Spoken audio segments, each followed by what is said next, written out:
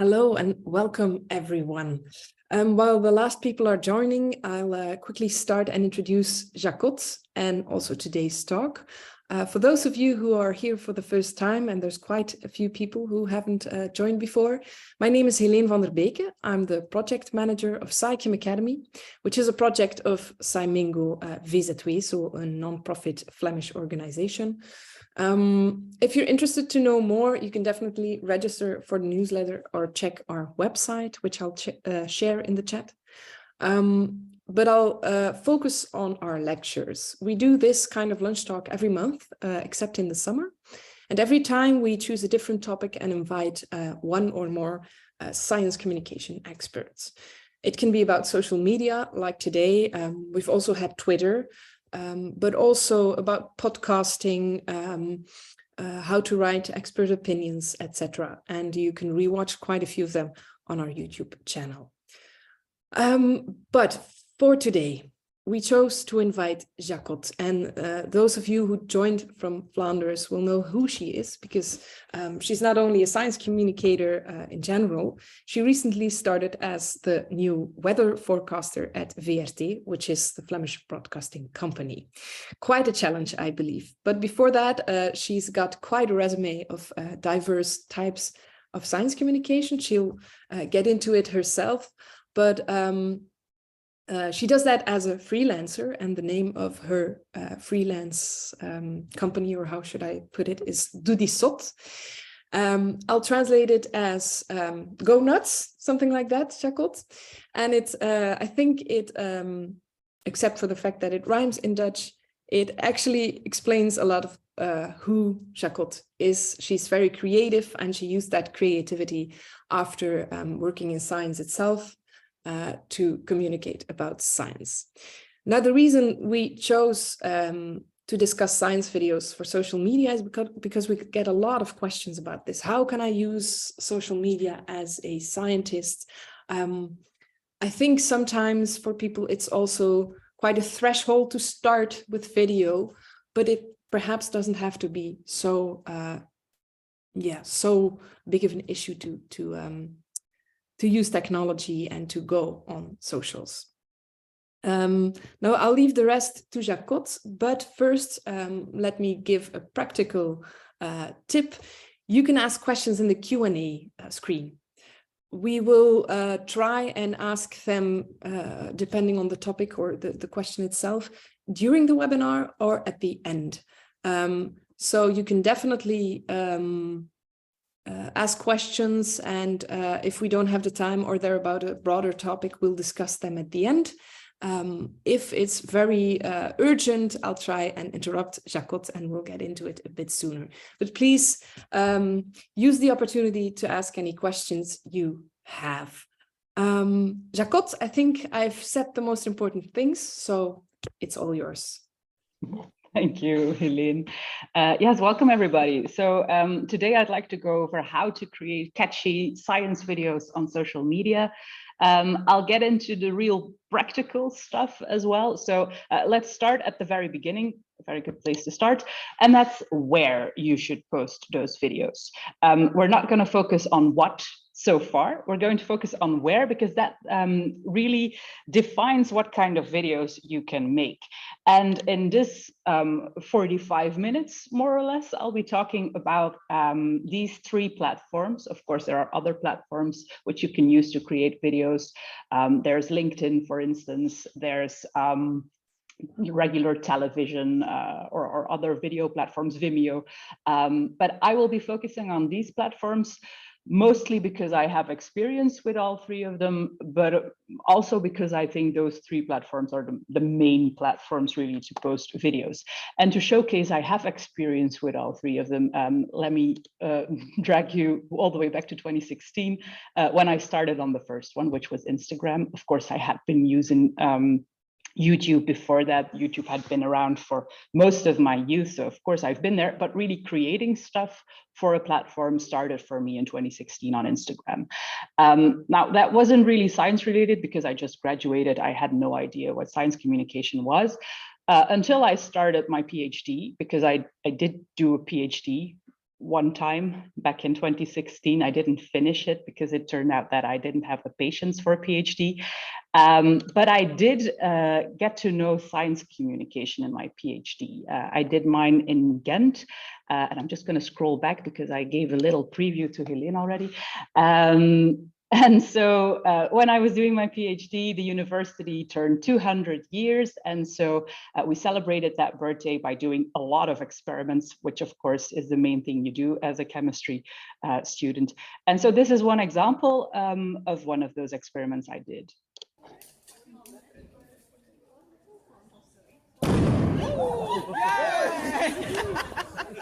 Yeah, there we go. You can tell that it's filmed pretty horribly by my mom, actually, who just used her cell phone. I edited this video in Windows Live Movie Maker, best software there is. And so this was really the first step in my career as a science communicator. I really evolved along the way by using better equipment, by using Adobe Premiere Pro, for instance, as an editing software. And so 2 years later, I finally had an assignment where I got paid to make this kind of videos. An example of this one is this video right here I made for an organization focusing on how to introduce STEM, so science, technology, engineering, mathematics, to a younger audience. And so I got to film with these two incredible engineers who are creating these solar cars, and they do these battles or these races every year. This team in Leuven, they actually won a couple of those races as well. So that's more or less what I did on YouTube starting in 2019, and that was my actual job. Then in 2020, COVID hit, and as many people, I discovered TikTok during that time. And since I am a teacher as well, I teach at Artevelde University of Applied Sciences here in Ghent, where I am right now in this beautiful classroom. I am a teacher when it comes to social media, when it comes to video production. And so I was really curious to find out about this new platform. So I started experimenting with it, and I discovered fairly quickly that something that really works on TikTok is series. And so I started my very own series called Discover Belgium, where I tried to discover my own country since it was COVID lockdown. So I couldn't go pretty far. I just had to stay in my own country. And my goal was to visit every single city in Belgium. And that really struck a chord in some way with a couple of people, because I gained a lot of followers for that by just posting these silly little videos. I'll show you some of them later on in the presentation. And so as it went with YouTube, it also went the same way with TikTok, because the same organization I was making these YouTube videos for, I suggested to them, why don't we switch to TikTok? Because that is really where it's happening right now, especially if we want to reach these 10 to 14-year-olds, we're really going to find them on TikTok. So in 2021, I had a new assignment, a paid assignment as well, which is really nice when you're a freelancer. And so I started STEM Olympiade, a channel on TikTok specifically for youngsters. And we reached, so far we reached over 2,000 followers. So that's rather nice, considering we're doing science videos, which aren't the most popular, I think. And then more recently, I transferred to another channel for my personal videos. And the stuff I post on there is mostly about my time as a weather anchor for VRT, some behind the scenes stuff, some more explanation on what it is to predict the weather, because that's what I've been doing since this year, actually since about 2 weeks ago, something like that. I started working as a weather anchor. And so I use TikTok to take people into the behind the scenes of it all. And of course, since I'm doing television, I get paid for that too. So that's also very nice. Anyway, so we're not going to consider television today. We're going to look at the 3 video platforms, so YouTube, Instagram, and TikTok. And the first thing I want to focus on is the difference in reach. So how many people can you reach with your videos? Because of course, if you're going to put in the effort of creating those videos, you're going to want to find people who will actually watch those videos. And unfortunately, YouTube is really very much at the beginning of that reach line. So you can't really access a lot of people unless you have a big budget or you have a big production behind all of your videos. Just posting something on YouTube, you really have to be very, very lucky to have it go viral. So YouTube is all the way on the left side. Then we have Instagram and TikTok. Instagram really has some potential to go viral, but TikTok really is the platform to use if you want to go viral and if you want to reach a lot of people. You don't have to have a lot of material to do so. Material, I mean, like just the content of your video, but also the material, the gear to film your videos as well. I will give you some examples of my personal reach. I delved into my personal archive, and this, out of the many videos I've posted on YouTube, is my most watched video. It has about 1,000 views and 30 likes, which is not a lot, but I'd like to show it to you anyway. It's my parody I did a couple of years ago on the 14th of March about pi, and I parodied the Ace of Base song Sign, but I wrote it in a different way, so it's, well, you'll find out.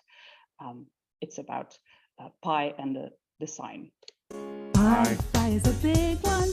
It is made up of infinite numbers. Wow. Recently research found that number 22,459,157,718,361. Pi. So there you go. So this is my most watched video. I'm not a really good singer, so apologies for that.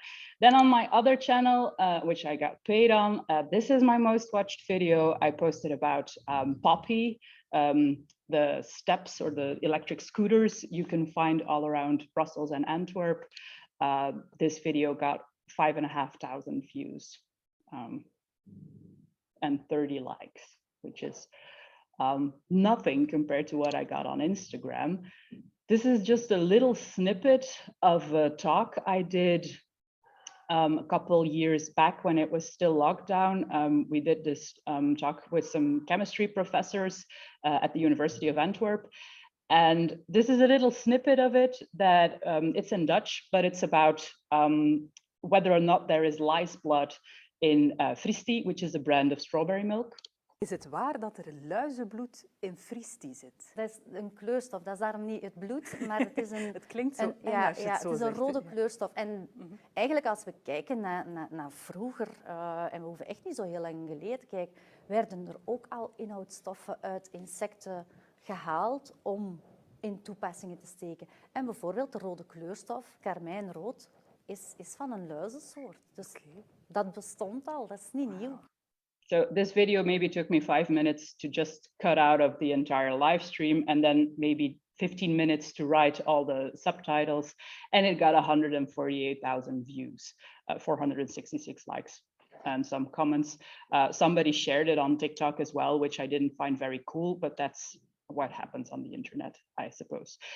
Talking about TikTok, on TikTok, my most watched video on my personal channel right now, the one that had about 3,000 followers, had 190,000 views. This is a video of just some random shots I took while being announced as a new weather forecaster. I put those shots into TikTok. TikTok made an edit out of it. I put some viral sound under it, and it got 190,000 views. Nothing sacred, but it's a living. Hey, ho, here she go, either a little too high or a little too low. Got no self-esteem and vertigo, cause she thinks she's made of candy. Hey, ho, here she go, either a little too loud or a little too close. Got a hurricane in the back of her throat, she thinks she's made of... So this is a great example of just taking some random shots throughout the day, putting them into TikTok, and then creating something that's really easy to make, but that can get a lot of views no matter what. Now, I do hear your comments already, like this is an important video because I am a public figure now. I am on TV. That's why it got so many views, maybe. So I'd like to share with you an example of my other channel, the one I did for the STEM organization. which is a really frustrating one because this one got even more views. And it's just a 7-second snippet from another video, a longer video that was about a minute, where I'm trying out this new science box offered by Technopolis. It's a Belgian organization that has really a science museum. It's an interactive museum. They have these boxes due to COVID, of course, to get children to interact with science from home. And so I'm trying this box. It turns out it's really difficult to create this Morse code machine. And so as I'm doing it, I blur out the phrase, if you're having trouble, ask an adult, as I read it from the instruction manual. And so I answer, but I'm the adult. The video that was 1 minute long got about 1,000 views, nothing more than that. But the 7-second snippet out of it, that got 194,000 views. Lukt het niet, vraag het aan een volwassene. Ik ben de volwassene. So that automatically just really shows how frustrating TikTok sometimes can be. Something that really doesn't take a lot of effort can go viral immediately, and something that you really put in a lot of time. And I spent about an hour doing this stupid box that was really difficult. But just that 7-second snippet went completely viral. And then one final one to conclude, it's the one that I did about all the cities in Belgium. This is my absolute most viral one I've ever posted on TikTok, and then I'll stop blurring out these these viral videos because that's not the point of this this course. So this one got 305,000 views, 29,000 likes, a lot of comments as well, and it's about the city Dendermonde. They have this big parade that comes every 10 years, but due to COVID, it had been 12. So there was a lot of attention to this big parade, and I created a video about it, which is in English, by the way. I went to Dendermonde on the busiest day of the decade, the ommegang of Rosbijaard. Yeah, I just included a snippet. Apparently, it's not the entire video. So I think this was a 1 minute video, so it doesn't have to be the 7 seconds that go viral, but it can be a little bit longer as well. I'll show you some more tips on how to ensure that your longer videos can go viral too. But that's it for now. Let's now compare the way that you put in effort into your video, because when it comes down to a polished look, TikTok can be super unpolished, something that it's not able to be published on either which platform out there in the whole wild world can be published on TikTok, because on TikTok you can be a little bit rough. You can just film something while you're on your way to work, or while you're brushing your teeth, while you're drinking coffee. That can work on TikTok. It works even better than just the really videos where you put in a lot of effort. So TikTok is the worst when it comes to polished look, whereas YouTube is the one where currently, right now in 2023, you really have to put in the effort of getting the right material, getting the right people to work together with to get this Mr. Beast kind of level in videos. If you don't know who Mr. Beast is, go look him up. He's one of the most successful YouTubers of this moment. He earns a lot of money, he gives a lot of money away, but it's more of a production than just creating a little video by yourself. So when it comes to gear, all you need for TikTok is just your phone or maybe a ring light. You can get ring lights for, I think, 20-30 euros by now. They're not very good, but they'll do the job. You can even add a microphone, those little ones that you can plug up in your phone. They'll create a little bit more of a better sound. You can even use this microphone to interview people. It looks ridiculous, but people do it all the time. So it's really TikTok-ish. But when it comes down to YouTube, you need this entire setup. And I'm fortunate enough to now create videos for YouTube in which I do have the budget, I do have the setup, I do have the people surrounding me. So at this time, I'm creating TikTok videos just for myself. I don't get paid for those, and it's just me. Whereas the YouTube videos I do get paid for right now, they're created with a whole team. It's a team from a publisher. They publish books and school material for high school students. And so we create videos that tap into that material and link it to the news, the scientific news. And so there's two people from the publisher, and then there's one guy also supporting me with video. He has great material, great gear to work with, and he also edits the videos. Because that's a nice evolution I see in my career. I hate editing. I think it's the worst thing that exists. And so to not have to edit anymore is the best thing that could ever happen to me. So there's 4 people actually working on this video. And so you can imagine that the budget for this video or these type of videos is way higher than just the videos I make by myself. But I suppose we're surrounded right now, all of these people, these 74 people that are present right now. Welcome to all of you, by the way. I think we're all very smart because we're working in science. We're working in science communication. We do have the brains, so we don't need the budget. We can use our very smart brains to hack the budget. And here are a few ways of doing that. For instance, you do not need professional lighting. You can just film during the day.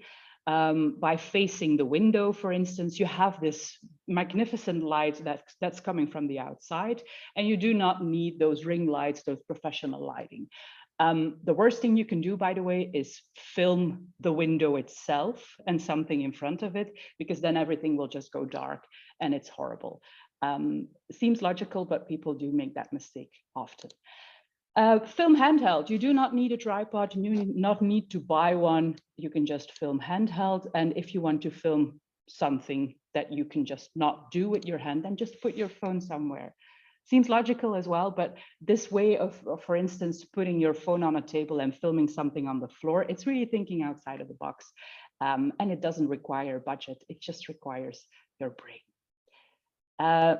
Now, when it comes to the audience itself, we do have to keep into account who we will reach by posting videos on TikTok, Instagram, or YouTube. And the audience age, at least for Belgium, that is the youngest on TikTok, then a little bit older on Instagram, and on YouTube, it's really everybody. I looked at the numbers from the Digimeter, which is an inquiry that's been held every year by IMAC, Belgian organization, and they search or they ask people what they use, what they spend time on. And so the monthly habits of 18 to 24-year-olds say that they are 60% of them are active on TikTok on a monthly basis, whereas 25 to 34-year-olds is only 30%, and the rest is even lower. When it comes to the 18 to 24 age bracket, you have 60% of them active on TikTok, 87% on Instagram, and 91% active on YouTube. So you can really reach these people on every single platform. If you want to make videos for a younger audience, even for younger than that, because the Digimeter only starts at 18-year-olds. So if you want to reach children, TikTok is really the place to be right now. If you want to reach an older audience or like your own peers, most of you are probably, when you're a PhD student, you are between the ages of 25 and 34, most likely. You can go to TikTok because there is an increase in users every single year, but right now we're stuck at 30% of 25 to 34-year-olds that use it on a monthly basis.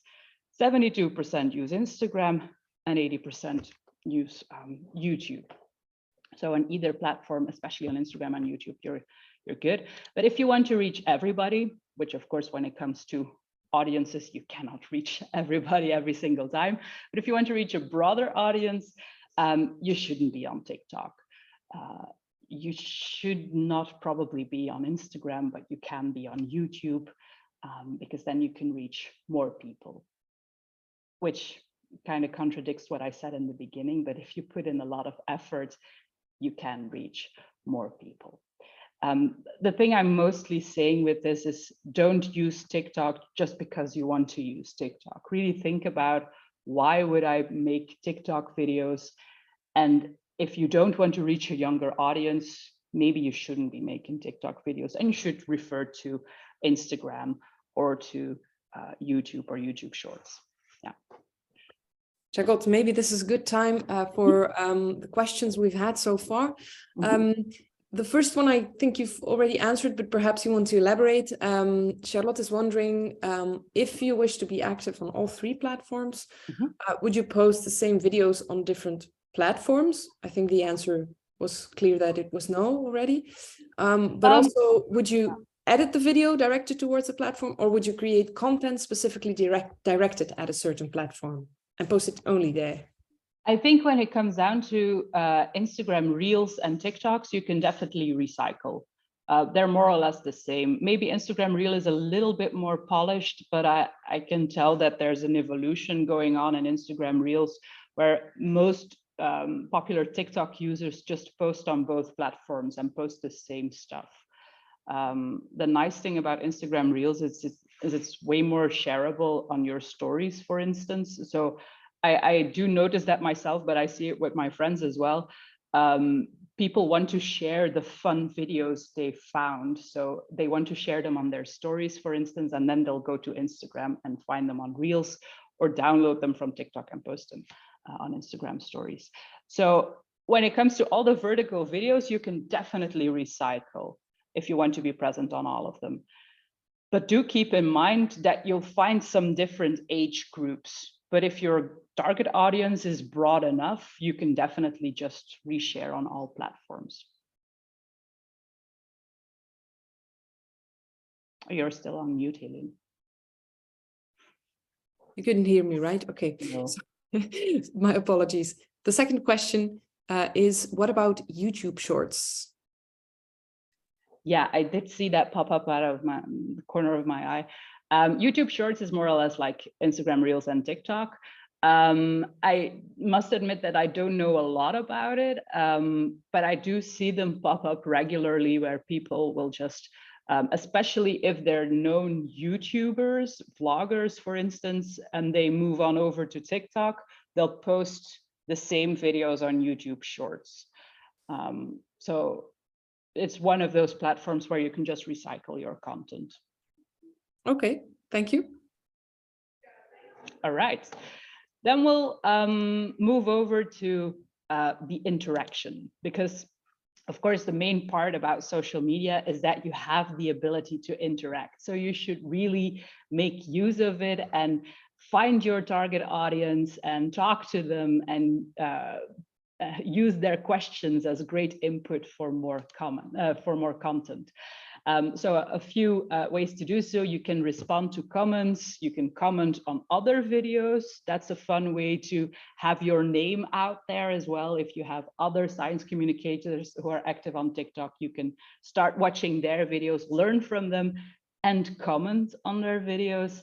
And then there's such a thing as duets and stitches. That's specifically for TikTok. In a duet, you'll be posting your video just at the same time as the original poster, whereas in a stitch, you'll use a little snippet from the original poster and then just paste your video next to it. On the right side, I have an example of how you can comment on a comment. So if somebody posts a comment, you can just type in your own comment, or you can post a video responding to that comment. Oh, honey, no. The Venn diagram of hot people and scientists, it's a circle. There you go. Now, something that's a little bit depressing maybe is the attention span. I think we all know that the attention span is declining year after year after year. And on TikTok, it's the worst. There's a simple reason for that. On YouTube, when you start to watch a video on YouTube, you'll probably open YouTube, look for the video, or find it in your subscription feed or in your suggested videos. You'll click on a video that looks interesting, and then you'll start watching. That's a very deliberate thing to do. So you're gonna give that video a little bit more time to convince you whether or not you'll keep watching it. And we do see that when it comes to attention span for YouTube videos, most people click away after 30 seconds. or that's the first real peak of people clicking away. So they'll give you 30 seconds, which doesn't seem like a lot, but it does seem like a lot when you compare it to TikTok, because TikTok and Instagram Reels as well only gives you 3 seconds. And the reason for that is because you have this For You page, or the Reel tab on your Instagram profile, where you just get video after video, and it's you don't deliberately start a video, you just swipe through all of them. And that makes it that the first 3 seconds of your video has to be good. It has to convince people to keep watching. How can you do that, you probably ask? By starting with a bang. What do I mean by bang? It's, for instance, a really good question that fits in 3 seconds. Not all questions fit in 3 seconds, so think about what question. A setting that you have this general idea of where your video will be moving towards. Something recognizable, for instance. And a good example of that is this video by Hank Green. Hank Green, famous YouTuber who did a bunch of genius science communication on all different platforms, but is now a couple of years already active on TikTok as well. He put out this video. Hello, I'm Hank Green. You're probably wondering, why don't elephants have balls? I mean, I've seen a lot of elephants. I've never seen elephant balls. And that's because they don't have balls. I'm not joking. Like, look. Where's the balls? They got a penis, wiener intact, but the testicle is up here. So this is the bladder, and then above that, way inside the body, that's the testis. If you're wondering, the testes are a specific organ that is part of the broader apparatus of the testicles. And an individual testy is called a testis. So that there's a testicle, and there's testicles, and there's testes, and there's a testis. So I don't know why we did it that way, but if you ever hear people talking about testes, that's because the testy is actually a separate, is a part of the testicle, which has more stuff in it, in and around it. And elephants don't have them on the outside. So they don't really have balls, but they do have testicles. It goes into the really depth of whether or not elephants have balls. But the thing he does in the beginning is just the first 3 seconds is getting people excited and then asking the main question. And something else he really does quite well is cutting out all the dead space. I don't know if you've noticed, but every single pause somebody would make when they talk, like I'm just thinking about what to say next, he just cuts it out, which makes the tempo of the video really high, and which doesn't give you as a viewer the opportunity to swipe away. So that's a really nice tactic as well. I did see one question coming up that maybe I can tap into, because indeed I will be talking a lot about vertical video. I have included, I think, 1 or 2 horizontal videos, but when it comes to creating video for social, vertical is the way to go. 10 years ago, people would have called you mad because everybody hated it when their mom was filming vertically, but now vertical is the way to go. And every single platform will have their vertical video application. So if you just want to create something for social media, for Instagram, for Facebook, even for TikTok, vertical, yes. I didn't have time to read the second one. I'll let you know what's in it. Jacotte was wondering, because you mentioned, or you're discussing interaction, the maximum interaction with the audience. She's wondering, we already know that there are optimal times to post on social media, but is this also the case in terms of video interaction and attention span? So are there better times of the day to post such videos to increase attention span, I assume? Really nice question. I don't know the answer to it, or my answer would not be backed by science, but by intuition, I think. The thing is, you have to really imagine what your audience is doing at that time. So if you will be posting a video during the day when they're at school, when they're studying, they will probably not have time to really interact with that video. it will also influence the amount of views you get on that video, because the algorithm likes when your video gets a lot of likes and comments and shares in the first hour that it's posted, or something more or less. So when you post a video at night, for instance, when you're targeting school children after 4 p.m., for instance, when they get home from school, you will notice that they do have the time to watch your video, to interact with your video. So actually, the fact that your video will have more views will influence the way that your video is interacted. It's just, it has an impact on both of them, really. I hope that more or less answers the question. I think it does. And if not, Charlotte can ask a second one and I'll let you know. Thanks. Okay. Yes, thanks. Thank you. You're welcome.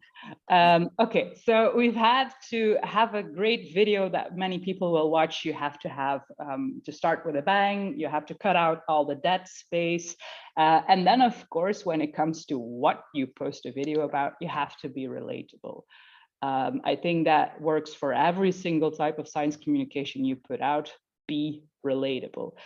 And most people start thinking about, okay, what from my PhD, from my field of expertise can be relatable for a younger audience? What topic? How can I link it to something they like? So really focusing on the what. But I want to introduce to you also the how. So how you do your daily work, how you do your research, how you go to a conference. So really focusing on the science itself, but also focusing on being the scientist or the expert. And I have some examples of that as well from other people, but also from stuff that I did. So first off, this is a really nice series on TikTok. I'll just let the video do the talking. Welcome back to another episode of What's Inside That Rock? Today's rock.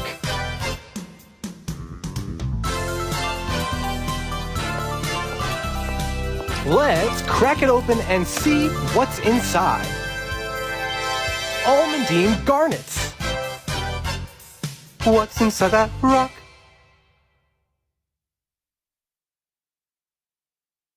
Yeah, so it's a geologist that has this series called What's Inside That Rock.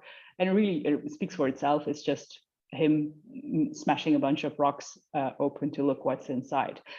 Great example of a series where you talk about what your research is about. I see a question popping up about being relatable. In that, I mean, how can you ensure that your audience finds what you put out is interesting? So what's in it for them? Does it include something from their life, for instance, their interests, their hobbies, their just general surroundings, more or less? That's what I mean by being relatable. And yes, I will share the presentation once it's over. Another example is for a what video is this video I did on the physics of figure skating. I asked one of our really talented figure skaters to assist me with this one, because as soon as I put on my skates, I once again realized I'm not a very good ice skater, but she is. So this one, it's in Dutch again, or the text is in Dutch at least, is about the physics of figure skating. When I saw you there, sitting all alone in the dark, acting like you didn't have to care. I knew back then you'd be mine, and we'd be dancing the whole damn night like, oh, baby. Yeah, so it's a viral sound as well, or it was a viral sound when this was posted. But a nice way, fun way to include some physics. Another question about how animated videos could work for Instagram and TikTok. A good question. Animated videos do work. I do get a lot of those on TikTok and Instagram, as long as there's a little bit of humor in them or the animations look cute. That works every single time. But the thing you say about being relatable is very important as well. There's this thing with TikTok and Instagram where you have, especially TikTok, where you have to be authentic and people will have to relate to you as a person, where you can share your struggles in life, where you can share your thoughts or whatever, and you as a person can be relatable. You have your specific like gestures or something, or what really works on TikTok as well is if you have something that's returning in every single video, like the way you speak or the way you do something, some little words you use every time. So it does work when you do animated videos, but I would say that it then only works if you only do animated videos, because TikTok is a little bit strict in that as soon as you start doing something, TikTok really likes it if you repeat that thing over and over and over again. I experienced that, for instance, when I was doing my Discover Belgium series.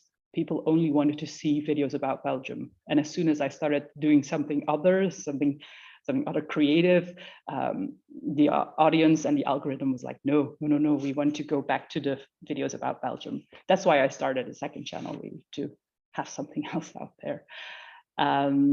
So yeah, it is a possibility, but you have to stick to either one of them, I think. If I may tap in, could you say that it's that YouTube is a better platform for animation? I'm thinking about Kurz gesagt, for example. Yeah, of course. Yeah, especially the type of videos that Kurz gesagt makes. It's again videos that have a lot of budget and a lot of work goes into them. They're very long as well. They're about 10 minutes. I think in TikTok terms, that's really long. But I do see that Kurz gesagt has joined TikTok as well and is very active on there and very, very viral on there as well. So animation does work on there, but it would be weird if one of the creators started making videos for Kurz gesagt. The style would be completely different. So you have to stick to your own style, I think. Okay, thanks. Okay, one more what video. And that's one, it's a horizontal one. It fills the screen, my God. This is one of the videos I want to show where this is a collab between the publisher from the school books and another videographer, the one where we are with 4 people creating this type of videos. I just wanted to showcase it because it's, again, another fun way to show physics in daily life, to be relatable, to tap in to the daily life of your audience, which in this case are 15-year-olds. 15-year-olds love roller coasters. So this is a Dutch video explaining the difference between kinetic energy and potential energy. If it works, at least. De motoren zijn op dit moment elektrische energie aan het omzetten in potentiële zwaarte-energie, tot we op het hoogste punt komen, dat is 37,5 meter. Dat is het punt waarop we eventjes gaan stilhangen om al die potentiële zwaarte-energie te voelen. En dan wordt alles omgezet in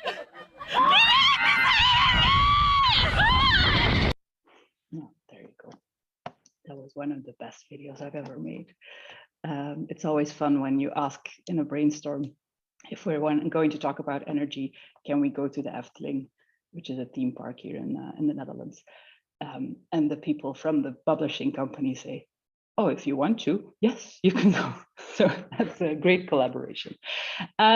So I was talking about the what, where you put the science or your expertise into your video, but there's also the how, which works really well on social media.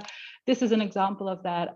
It's a big trend of people showing their PhD life on TikTok, really showcasing before and after hours what happens, and during hours, of course.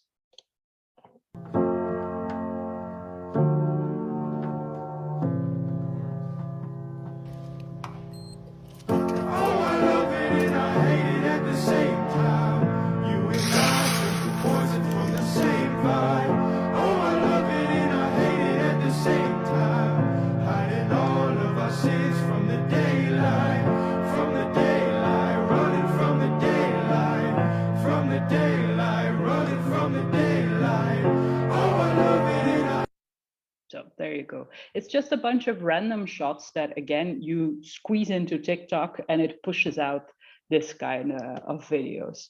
Another one I pushed in and squeezed out is my first week as a weather forecaster. Looked a little bit like this. Day 1, I'm in love with the strut. Day 2, I'm in love with the strut. Day 3, I'm in love with the strut. And guess what? I'm in love with the strut. I like your strut. Do you want to go strutting and strutting? You like my strut. Yeah, great example again of using a viral sound that helps in the algorithm. Jacotte, about that, someone asked 2 questions related to sound, and one of them is, what is viral sound? Great question. I'll get to that in a bit, but I'll just spoil it right now as well. When you want to post videos on TikTok, it's important that you're active on TikTok yourself, because when you're active, you'll notice in your For You page that the same sounds return over and over and over again. And the more active you are on TikTok, the more you'll spot those sounds when they've just have about 5,000 videos. That's a potential sound that could go viral. And when you join in at that point, your video has the potential to ride that roller coaster, so to say, to become a viral video. But of course, if you're not familiar with TikTok, there's other ways to find viral videos or viral sounds. For instance, if you go into TikTok and you select a sound, you'll have this list of the 50 viral sounds of the moment. Most of them are music. So if you want to start looking for like quotes from TV shows that go viral so you can lip sync to them, you won't find them there per se, but you will find the sounds that help your video, that push your video a little bit. But those sounds will probably have like 2 or 3 million videos. So they've gone over their viral peak, so to say. They will still help, but it's easier, or it's more efficient if you just spend a lot of time on TikTok and look for the sounds that will start going viral, really. A related question that we've had a couple of times is, what about copyright? How do you get music licensed? Aren't there any copyright issues? And an example of that is that on Facebook, videos tend to get removed or sound is deleted if the algorithm recognizes the song. Mm-hmm. Yes. The same happens on TikTok as well. But TikTok has this kind of deal with music artists, with organizations, I don't know, where if you select the official sound, it won't get removed. But if you edit it and add in your own sound that doesn't have a place on TikTok or that's not licensed, your video will get removed. So my best advice for that is go look at the sounds that are already available on TikTok and select those straight into the app. Okay, I suggest that we postpone the more technical questions until the end of your lecture. Yeah, I'm almost getting to the end, by the way, just for your information. One more thing I'd like to add is we talked about keeping that momentum by deleting the dead space, but just fast edit in general is a really useful one as well. A great example of that is this Belgian account that posts videos in English about art. And art itself, especially the old kind of art, the 13th, 14th century art, is rather boring, if I do dare to say so. But this account really succeeds in grabbing your attention and really pulling you to the right details, making it really interesting.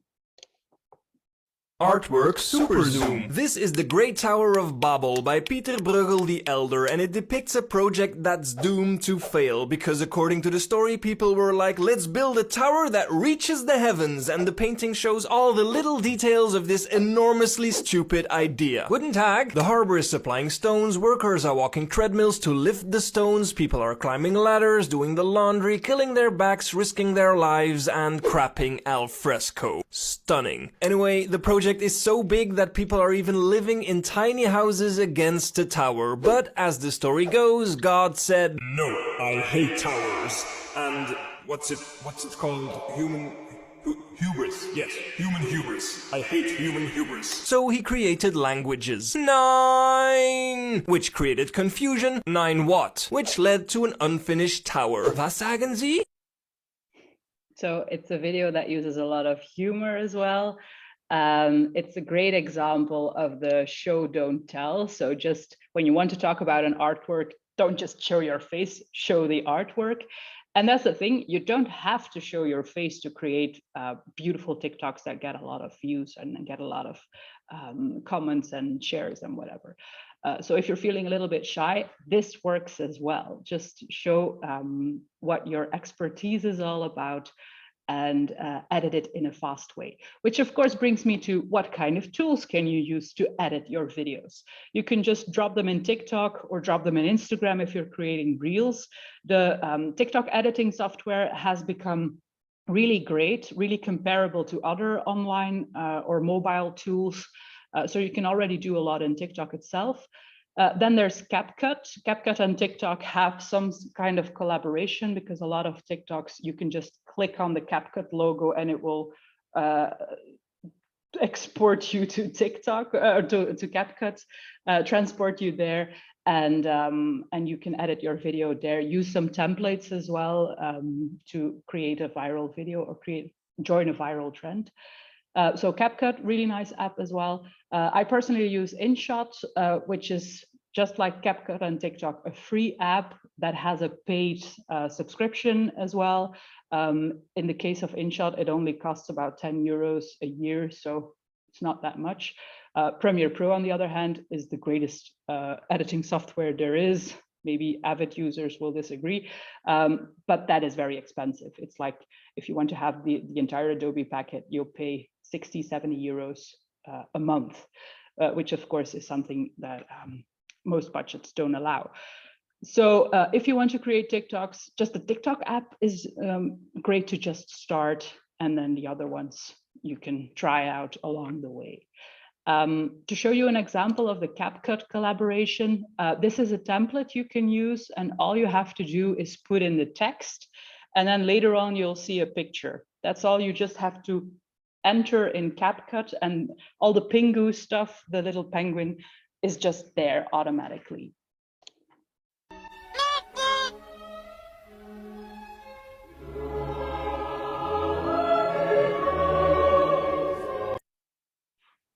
There you go. Some final words of advice. The one I just talked about, the one I already gave away. Be a TikTok user too, be present on TikTok. Try to film during your daily life, film often, and then afterwards you can see what you'll use in an edit or not. Post often. Several popular users agree that just posting daily is a really great way to go viral fast or to gain a lot of followers. Of course, I myself, I don't have the time to post daily, but I do notice as soon as I have some kind of daily streak, there's a significant increase in views, in followers, in comments. So it really does work. Try out different formats, especially in the beginning. One of them might stick, and then in case of Discover Belgium, you'll have to stick to it and just do that for the rest of your life. But try them out, and then you'll find out which format is the one that sticks. Use viral sounds, talked about that, and be yourself. It's that authenticity that's really very important when it comes to TikTok. And then the final thing I want to discuss is really 3 words of advice when it comes to what kind of content you post or what kind of direction you want to go, and that's learn, love, love. If you post content that fits into one of these 3 words, it will be great on TikTok.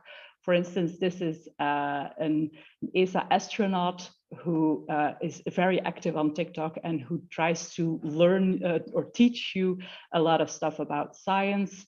I'll just show a little snippet of this video. Baby, won't you take a break?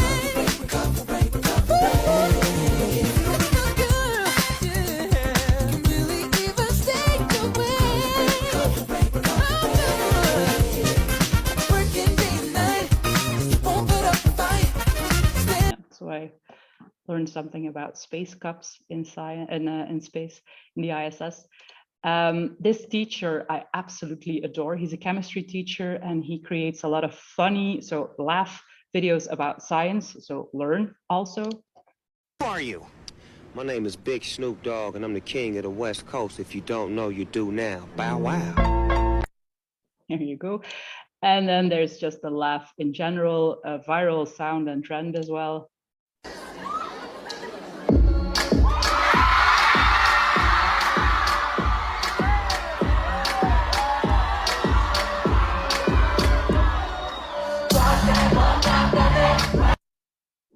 Yes. And then the final one might be relatable for those of you doing a PhD or those of you who already did a PhD. It's the love one, the emotion, the inspirational video.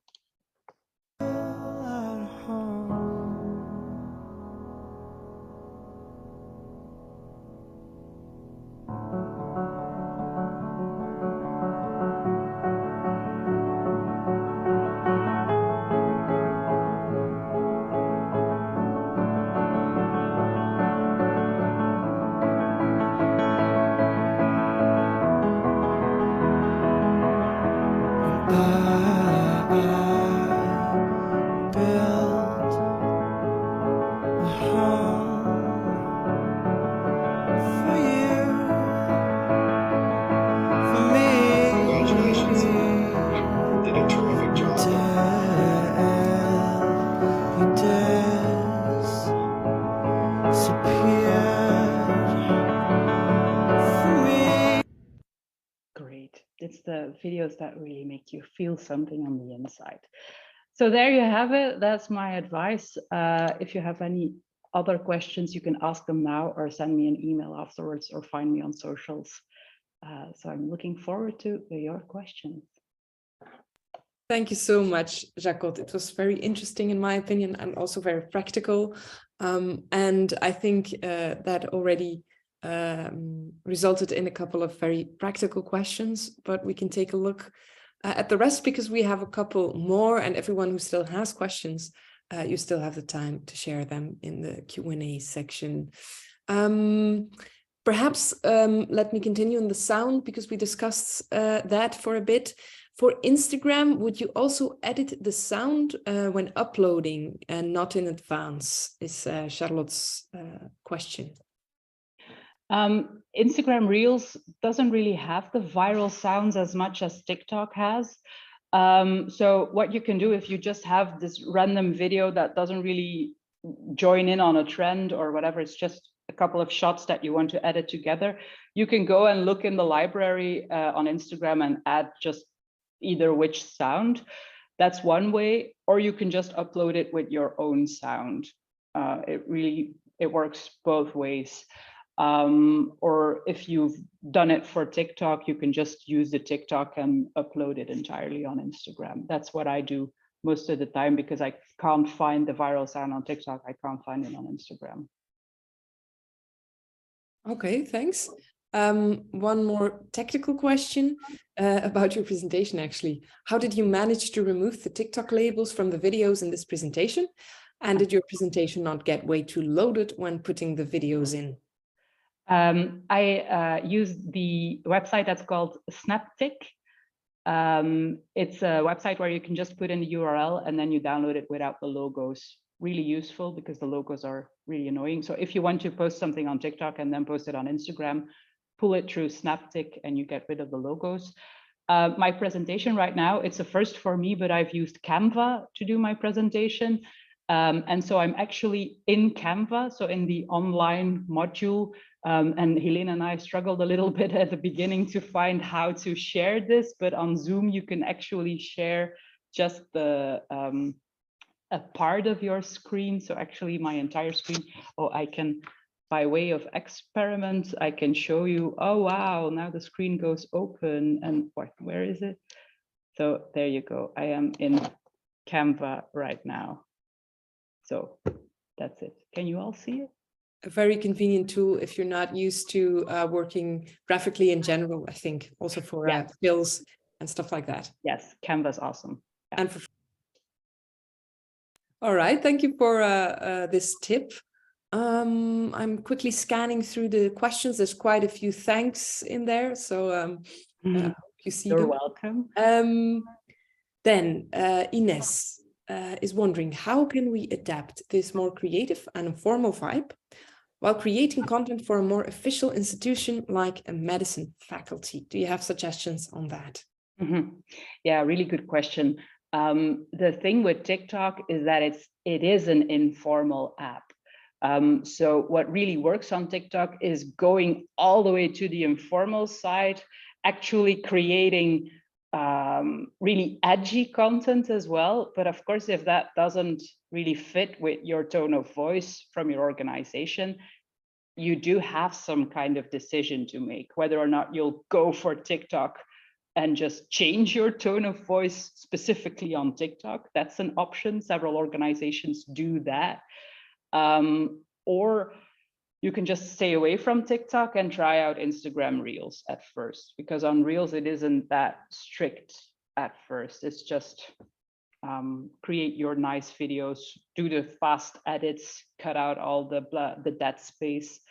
And then if you have your 30-second videos, you can just post those and post regularly and experiment over there.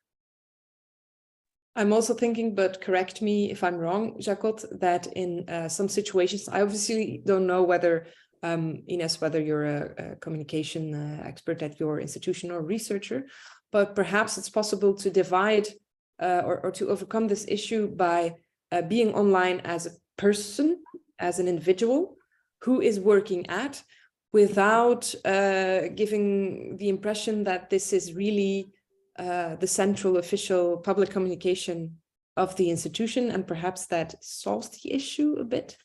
Really nice suggestion as well. Yeah,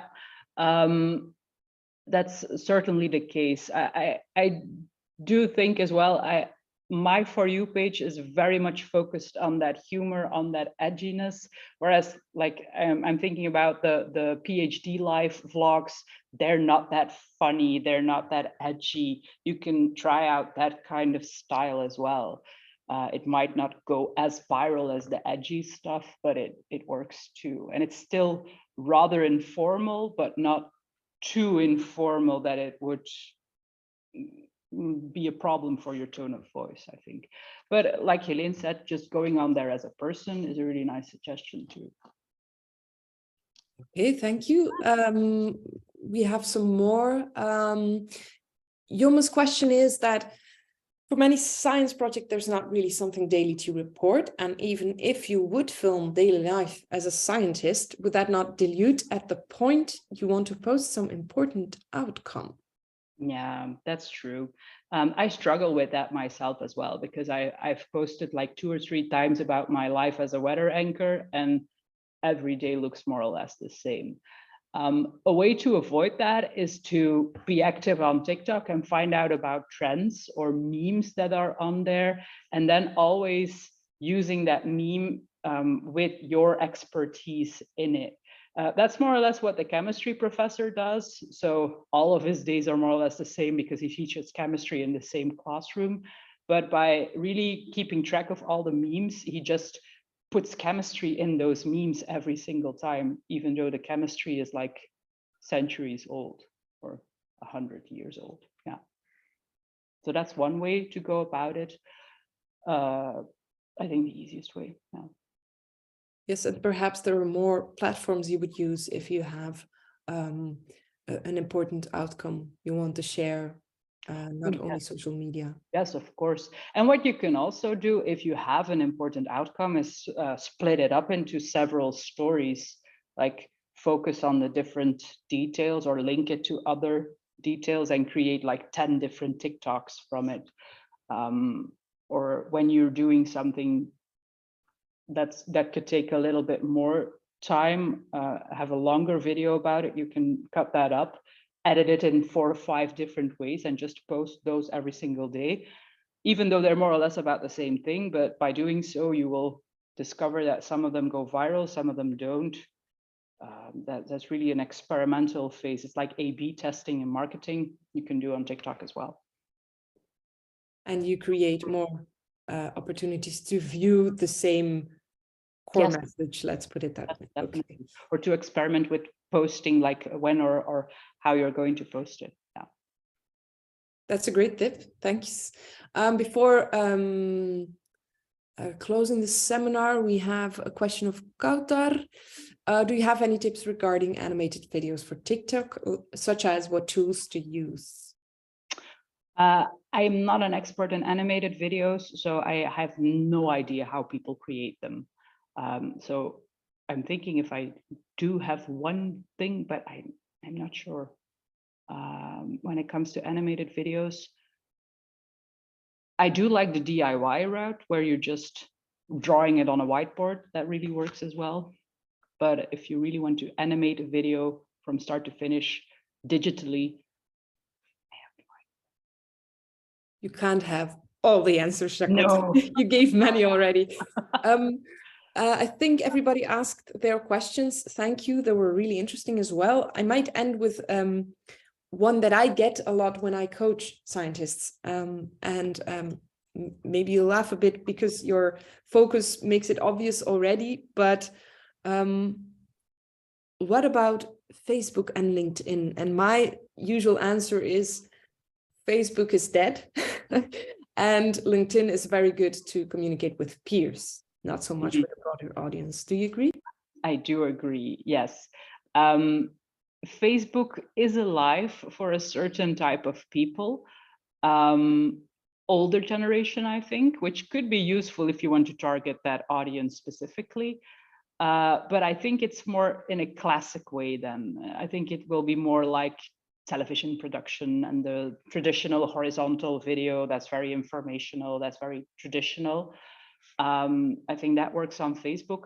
For LinkedIn, I think the same rules count as the ones for YouTube, as that it should be polished, it should be traditional, I think, as well. And I think, for instance, because I didn't mention that, the videos that Scimingo makes for, I'm thinking about the English name. Science Figured Out? Science Figured Out, yeah, wetenschap uitgedokterd in Dutch. Those are really nice YouTube videos, and those work really well on LinkedIn as well, because they're professional videos, they're made with a professional camera crew, there is work put into the script as well. So those videos are excellent for YouTube, but certainly excellent for LinkedIn as well. Because they're targeted to a broader audience, but on LinkedIn, it's more the case of, well, look at me, how I am able to phrase this complex research into something that's understandable for a broad audience. And that's all about LinkedIn. LinkedIn is the look at me social media by far, I think, on a professional level. Okay, thank you. There's someone, Dorota says, well, Facebook rules in some countries, but I guess if you use the tips that you just gave, that's perfectly possible. Yeah, of course, I'm talking about my own experience in Belgium. In Belgium, Facebook is dead for a very big part of society, especially the younger people. They're not on Facebook anymore. It's just old people, boomers, I'd say. But of course, in other countries, that could be completely different. I'm talking from a Belgium standpoint. Okay, thank you. There's someone in the audience, Charlotte, who shares some advice about, I think it was about animation videos. Yes, she says there are a lot of students at art schools that are always looking for collaborators for end theses. So projects at the end of your studies, and they're eager to animate a video for you if you are not good at making animation videos. So that could solve the issue if you have a very specific idea. Thank you, Charlotte. There's one more question aimed at us at Scimingo. Yes, Mieke, this video recording will be available for you after the webinar. You'll probably receive it starting next week, somewhere first days of next week, because Jacotte was kind enough to agree on us sharing today's talk to those who weren't here, and that's also a good thing for the American audience who didn't join this morning, or not all of them. I think that's everything. Thank you so much, Jacotte. I found it very interesting, and I think the questions in the audience and the many thanks in the Q&A screen mean the same thing from the audience and in the chat. So thank you for sharing your questions, everyone, for being here. You will receive a follow-up email soon, and it will you will have the link to rewatch the webinar in that email. Jacotte, thank you so much, and I wish you the best of luck in all your new challenges, such as the weather forecasting. Thank you so much, and happy to help. Thanks. And those of you who are interested in future lectures, you can register for the newsletter. I'll share it again in the chat. And I can assure you that we only use it to announce workshops and lectures and nothing else, so we won't be spamming you. Next month is most interesting for the Dutch-speaking audience. We will have a panel about writing, about science communication for children and how to go about that. But it will be a panel with Dutch-speaking guests in it. I think that's all I wanted to say. So thank you, everyone, and perhaps see you next month. Bye.